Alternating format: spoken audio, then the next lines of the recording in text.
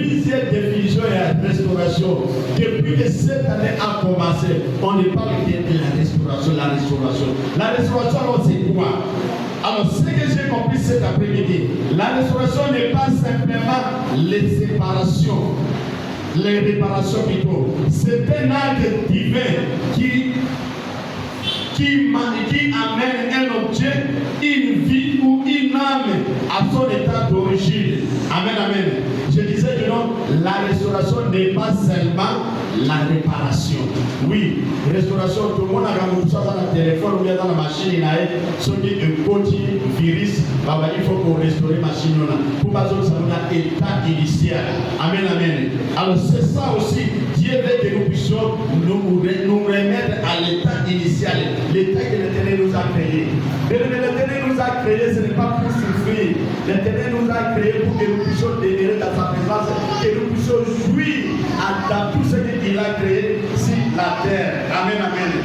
Alors, je disais que non, c'est un acte divin, c'est-à-dire l'acte de Dieu qui ramène un objet, une vie ou une âme à son état d'origine, voire un état supérieur. C'est-à-dire, l'Éternel veut que nous puissions passer à un état supérieur.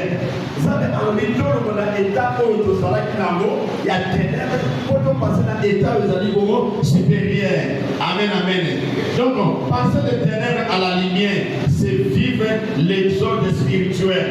L'Éternel veut que nous puissions vivre l'exode spirituel. Pour le voir, les lois où ils ont dit ténèbres, pour qu'on ait les lois où ils ont dit lumière, la lumière qui est Jésus-Christ.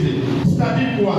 La capacité pour entrer dans la volonté de Dieu.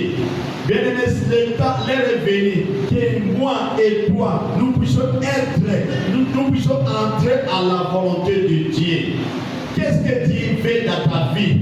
Est-ce que dès que tu vivre, est-ce que c'est la volonté de Dieu? Est-ce que vous avez une volonté ensemble? Est-ce que vous avez vraiment volonté ensemble? Le travail que je suis en train de servir, est-ce que j'ai fait ça sous la volonté de l'Éternel? Raison pour laquelle l'Éternel veut nous restaurer. L'Éternel veut que nous puissions revenir à l'état initial. Tout le monde a une volonté ensemble. Puisque nous allons dire musica, nous allons dire une distraction. On était peu distrait. L'Éternel a donné un message, mais nous sommes l'Éternel dit demeure dans sa présence. Amen, amen. Demeure dans sa présence. L'Éternel qui a les œuvres de la restauration. L'Éternel veut nous restaurer. Alors, on a besoin de comprendre maintenant l'état des ténèbres. Amen, amen. Nous devons maintenant comprendre l'état des ténèbres. Alors, avant la lumière, il y avait souvent un constat de chaos. L'Éternel a fait. Mais le message dont on a Exode, pour que l'Éternel puisse faire les ciels et la terre, il avait fait un constat. Raison pour laquelle la Genèse de l'Automne, au commencement, Dieu créa les cieux et la terre. La terre était informe et vide. Amen, amen. Mais lorsque Dieu nous a créés, on ne connaissait pas ce qu'on devait être. Mais l'Éternel savait ce qu'il devait venir. L'Éternel savait que non, toi tu devrais être congolais, toi tu devrais être à Baromo, toi tu devrais sortir de telle famille. Raison pour laquelle l'Éternel veut que nous puissions comprendre tout ça. Amen, amen. Avant la lumière, il y avait souvent un constat de chaos. Dans la Bible, les ténèbres représentent quoi? Alors, nous devons comprendre que les ténèbres dans la Bible, c'est l'ignorance. Ne pas connaître où l'on va, qui nous sommes. Amen, amen. Les ténèbres, c'est vraiment d'abord l'ignorance. Et puis aux autres de Wapi. Amen, amen. Nous devons comprendre cet état-là. L'état des ténèbres, c'est l'ignorance. L'exemple, l'enfant prodigue, dans Jean 15. Jean 15, 17. L'enfant prodigue, a une conscience. Ignorance. Nous connaissons bien cette histoire.